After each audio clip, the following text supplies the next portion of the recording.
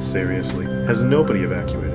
It's not looking good, is it, old girl? Don't worry, Morris. I hate it when you worry. It makes me nervous. He's waiting for David Abrams. I guess I'm like him in that way.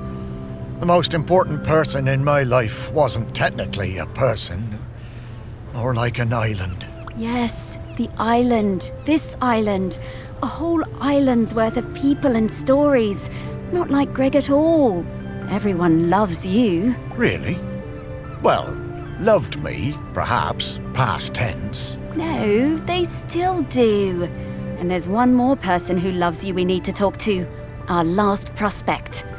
I just know we're getting close now. Hey, Sparky, how do you know all this stuff? I mean, you're just my dog, aren't you? Well, nobody is just anything, Morris.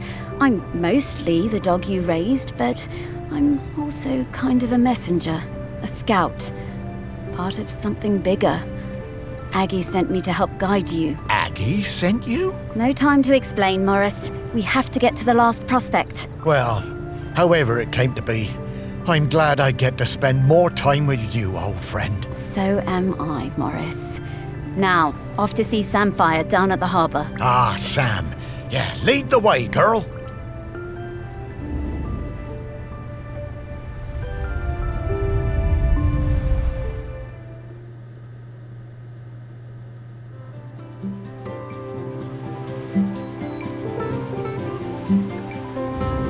Ah, the harbour. I always loved watching the boats come in and out. Never did get around to expanding the fishing exhibit, did I? You remember coming down here with me? I'd have liked it better if you'd have let me swim. I love your confidence, Sparky. But you always thought yourself a bigger dog than you actually were. Oh. Lots more boats than there used to be, though, aren't there? Certainly are. Shelmaston got busy. Though this is busier than even I remember. Say, how long have we been doing this search? Oh, I don't know, Morris. Once you're dead, time seems to be a bit less important. Does it? Oh, I don't know. I suppose it seems a bit galling that time and everything else keeps moving even though I've stopped. Makes a man feel unimportant. Oh, you're not unimportant, Morris. You're saving the island. And to do that, we better go find some people who remember Samfire. Yes, Sam surely understands the feeling of watching everything change. Fish folk live for, what, 200 years? That's no small amount of change. Not volcano change, though, Morris. And that's what we need to avoid. Off we go!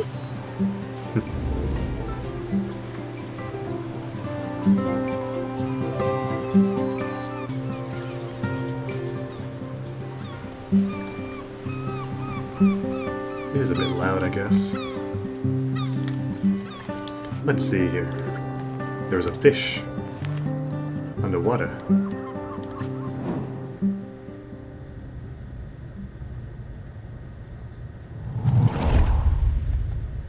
I swim with a pod south of the Fire Isles. I believe the Drysiders call the larger one Shelmaston. It's where the ceremony happens for the Drysider who stopped the world from cracking. That's where I first heard talk of toast and where I met the friend called Samfire. That is immensely loud. Oh my god. One moment.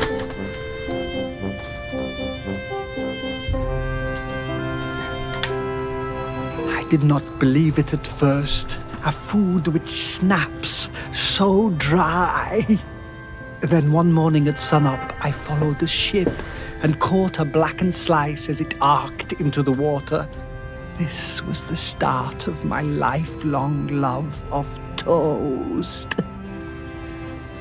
I saw Samfire on the dry side and came up out of the sea to ask them for toast.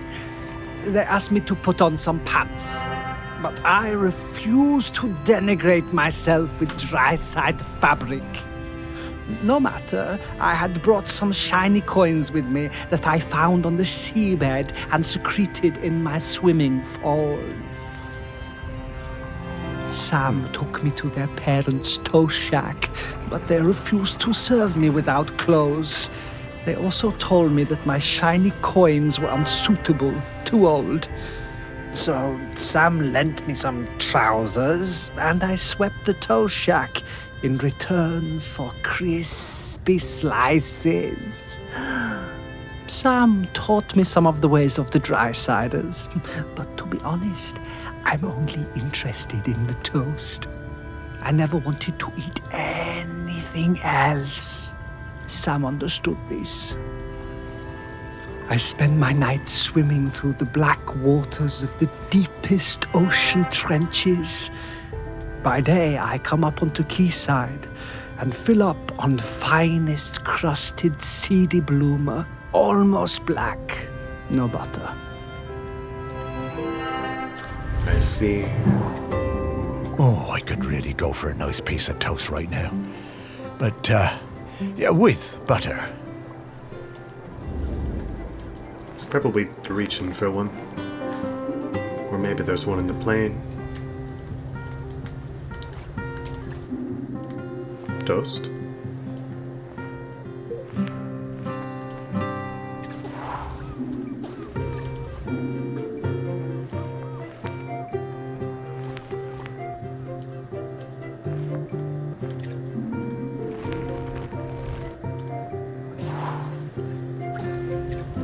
Also, I've noticed that I am not going to be able to get all the achievements, for there is more to do.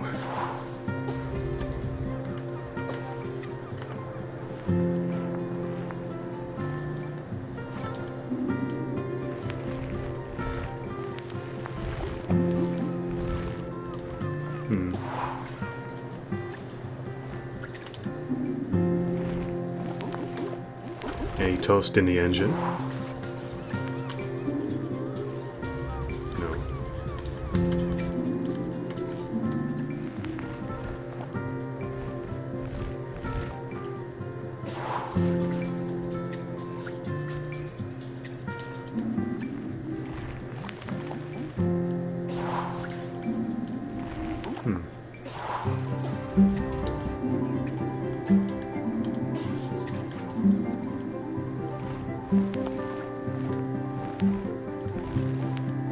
They're too fancy. Do they even eat toast?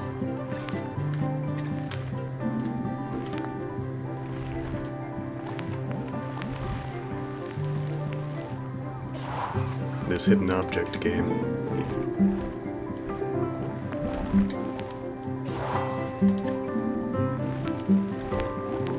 What?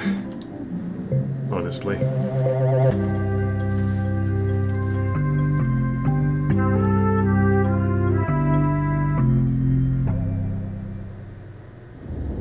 It's a shame, but it doesn't seem like there's a whole lot of toast on this side.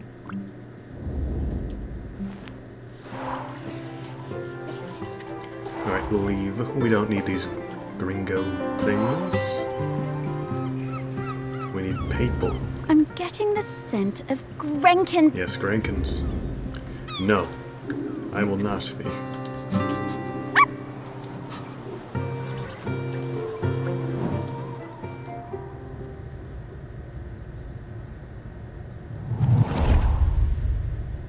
By the time Sam started as the harbour controller in '79, the fishing industry in Shelmiston was on its arse. No way to compete with those factory trawlers from the mainland, was there? Couldn't moor those things anywhere near the island, even if we had them. Of course we were all smuggling, stands to reason, done it? There was no money. All those old fishing sheds on the quay, the ones the tourists like, were falling down. Whole place looked, pardon me, like a tip. There was a lot of trouble at first. Sam trying to stick by the rules and catch us out any way they could, and us trying any which way to give her the runabout. Wasn't easy, mind you. She was smart, that Sam. You never knew when they were going to pop her head out of the water beside your tub. And to be fair to Sam, some of them smuggling boys were bad uns. Worse stuff than booze on some of them boats, and that's the truth. Probably no bad thing Sam put a stop to it. But in time, Sam started to see how things were, how we do things, and we came to an understanding of sorts. If Sam turned a blind eye to a bit of the decent stuff, the harmless stuff, then we'd report the worst of it. I mean, we all want to keep the seas safe, stands to reason. Plus, Sam was partial to a bottle or two of the sheep shank on occasion. Oh, yeah. Sam was sharp as a gutting knife.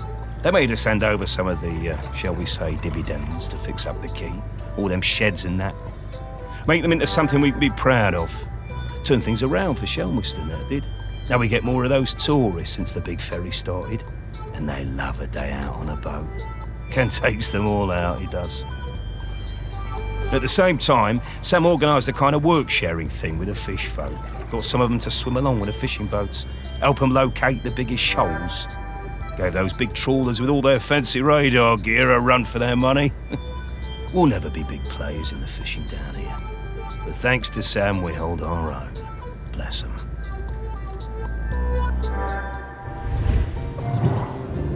I reckon I still have a bottle or two of sheep shank stashed away at the museum. Don't suppose anyone will ever drink them now. Got a theory. This guy, the guy we're playing as, the dog probably made up Ghost Rule number 319, Section B, to stop him from trying to be the island's protector. Except he will be.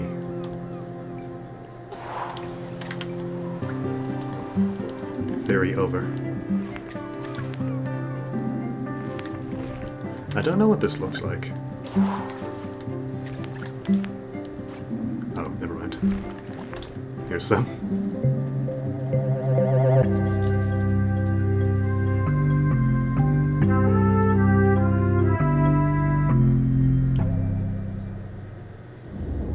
Ah, a different kind of spirit to the ones we've been looking for. Not a joke. Oh, I don't very much get it, now do I?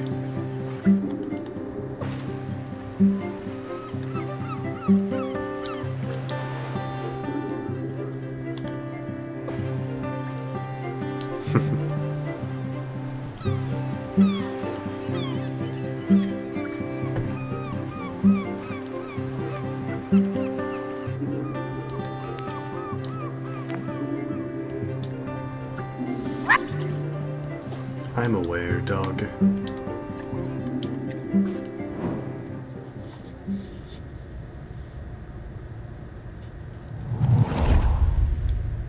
I first met Sam when I sailed the new ferry, the Queen of the Isles, into harbor.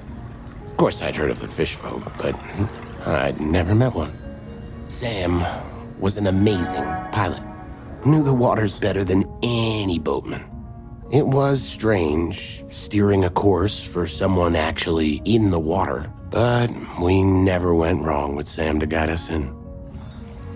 Next time I was in Shelmerston, we went for a drink at the Camel. I'm more into bats than beer, but Sam was intriguing, and the atmosphere in there was great, like a warm nest. Great band, too. Awesome sousaphone player. I think we got on because we were both a little bit on the outside of things. Sam invited me over for toast and hot chocolate. Honestly, hot chocolate doesn't do it for me. But the toast, that multi-seed bread.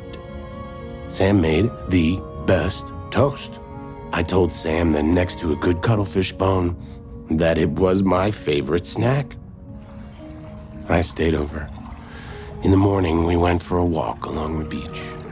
And just as the sun was rising, I took them flying on my back.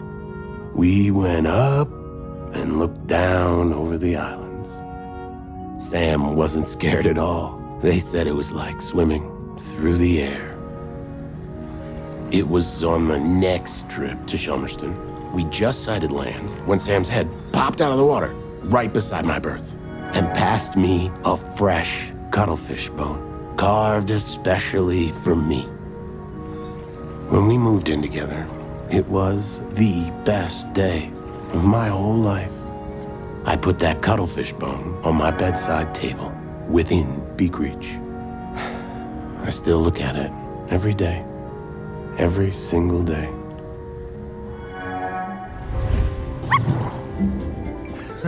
I just remembered that time Blythe and I did a duet at the karaoke. Oh, I can't believe I agreed to it. Must have had a few too many. I never knew how Sam and Blythe met. So it's on your bed, eh? I don't know where that is.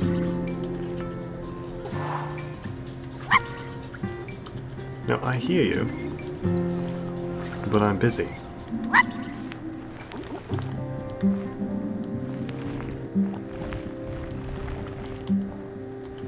I'm off getting important things. I mean, I guess I could be in here.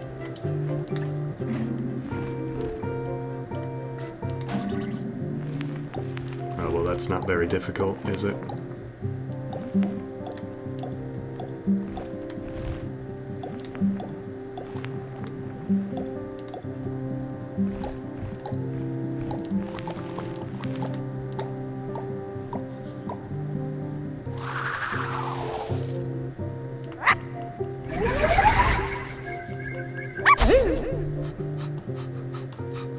At least it didn't go up anymore, but I'm not going out of my way to find these anymore.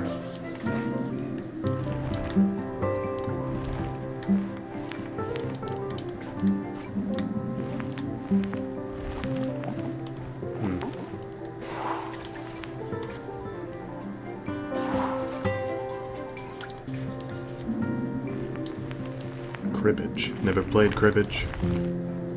Looks like Battleship. Okay, well, it's on the ship somewhere.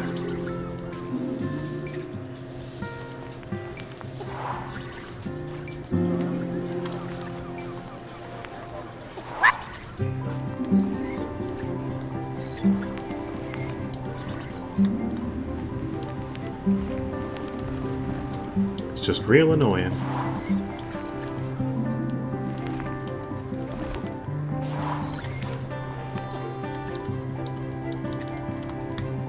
Like, isn't...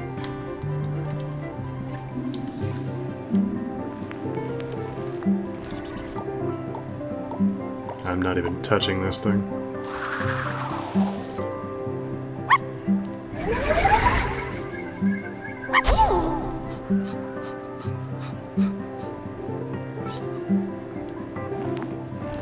Alright, is it in here? Yep, there it is.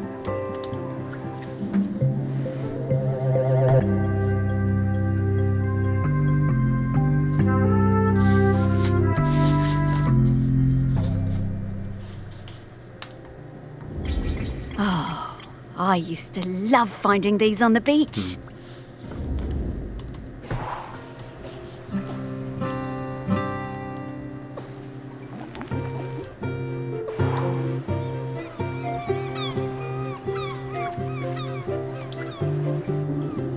Hello.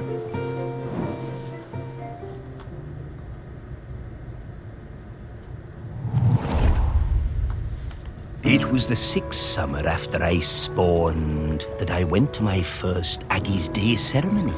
You know, Aggie, the dry cider who saved the world from cracking in two. We don't go on land until we're 6 years old. It's all swimming, wafting around. Standing up is hard at first, the weight distribution. Anyway, I went up dry side for the ceremony, and that was where I first met Sam. It was so loud and hot out there, all that shell blowing. I was bored, and my body felt dry and heavy. I was too young, really. There were souvenir stalls selling bracelets with little stones of polished lava. I wanted one so bad I would not shut up about it. Sam saw I was fed up. They took me up the beach, away to the dunes, and Sam gave me a little polished stone of my own to play with. Had a heart of gold, they did. It wasn't until years later that I found out it was a tiny replica of the one Aggie died on. We became good friends. Sam helped a lot. They were always on my side. My pod, we were quite traditional, didn't like us working with the Drysiders, but Sam talked me into going for the job as a diver on the new harbor. If it wasn't for them, I don't think I'd have tried. That stone was my lucky charm. I took it with me when I went for the interview, and I took it down with me when I went on my first dive. I had a pocket made specially in my tool belt. Sam took me under their fin, invited me out to the Camel, and let me stay with them and Blythe on the ferry if it was a late one. And there were plenty of late ones. Karaoke nights are still my favorites. Every time I feel that lucky stone in my pocket, I think of Sam. I remember all the fish folk coming up on the beach for Aggie's Day when I was a lad. Seems less of a big deal these days. I guess they still celebrate it, but, well, it's a lot more sedate. Back then, oh, it was a huge event. What, so he was sacrificed? If it's on his tool belt, where is his tool belt?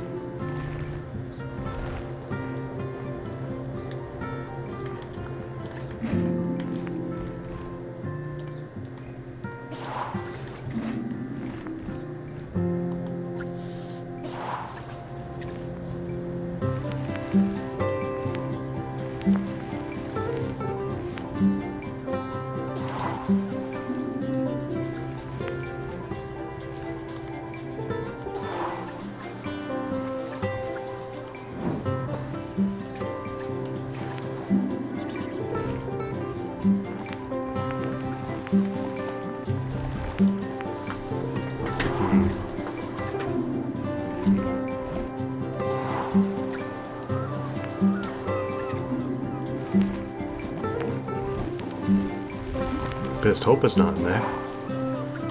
Alright, it's in this building somewhere.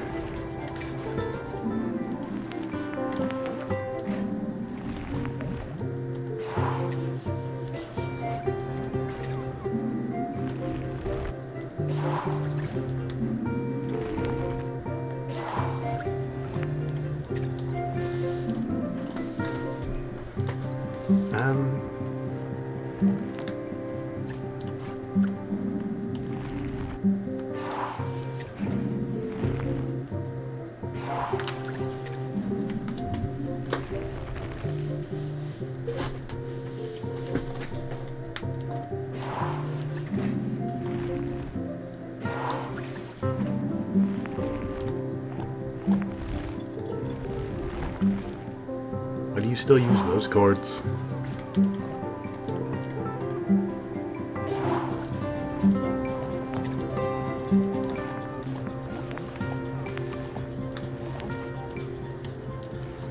I don't see it anywhere anyway. I should. Where is it?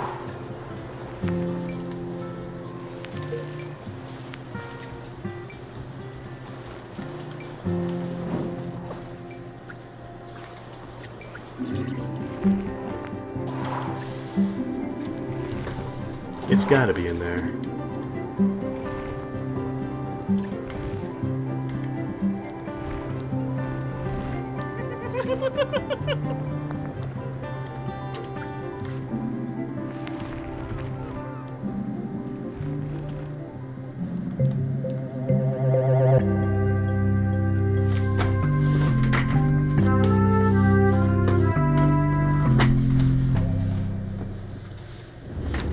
Oh, magic stones?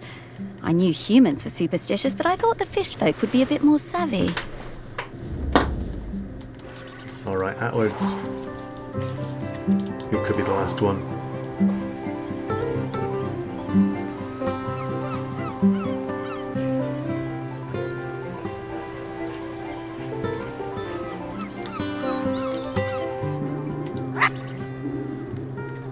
This Goyer?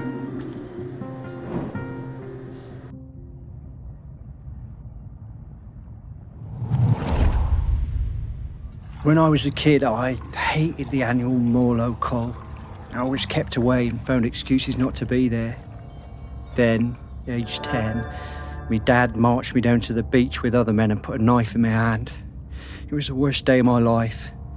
I saw Morlos slit from jaw to belly, more blood than you could imagine. I didn't sleep for months after. But you grow up, don't you? I never felt it right that we was killing Morlos, but what could I do about it? I was just a fisherman. One day I see Sam Fire, the new harbour officer, handing out leaflets on the quayside. Stop that, Col. I went along to that first meeting at the campsite. Greg Litherland was one of the other organisers. It was beautiful. So much hope around that campfire. When I spoke about the pain of the Morlo, it really felt like the young uns were listening. Me, Sam and Greg held regular events to raise funds for badges and patches. I was proud to wear mine on me best Gansey. There was quite a rift between us and the old guard. They felt the ban was an attack on our ways. Sam and me took a load of the fishermen out for a beer, and Sam made them listen. They really respected Sam. We got most of them on our side that way. By 87, we finally felt like we had enough support to push for change. So the week before the Morlo showed up, we organised a mass dying on the beach. There were loads of us lying down on that sand, islanders, fishermen, fish folk all together. And the press showed up, and the mainland TV, and for the first time in 500 years, we stopped that cull. Nice. I'm so glad we don't do that cull anymore. I was proud of Sam and that lot when they finally made the old uns see sense. And, well, I did my part. Held a lot of those early meetings at the museum, we did. So where's your patch? I presume it's on a shirt in another room. On your Gansey, whatever that is.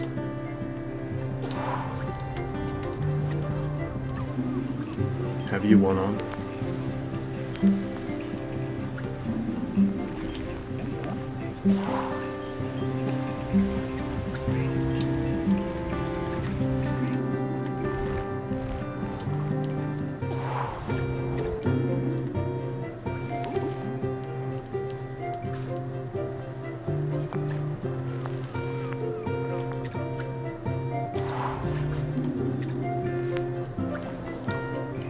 Okay. Where would he put it? In his locker.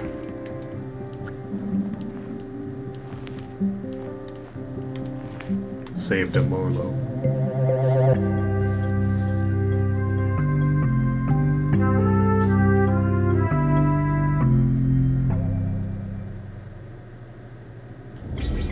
Oh, I love Morlos. Such gentle creatures.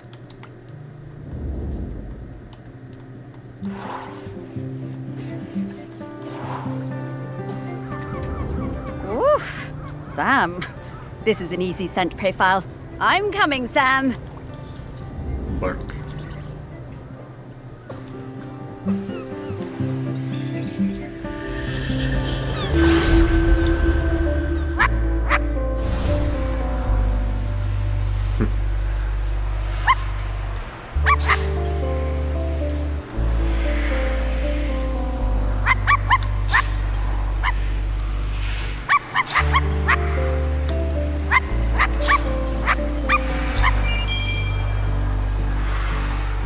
Weird.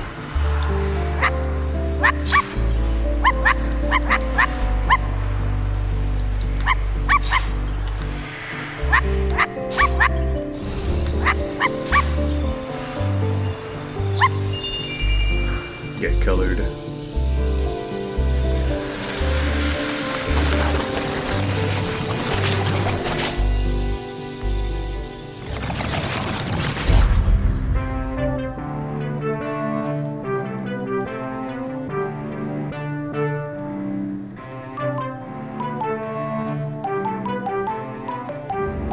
Ahoy there, Samfire. Morris and Sparky!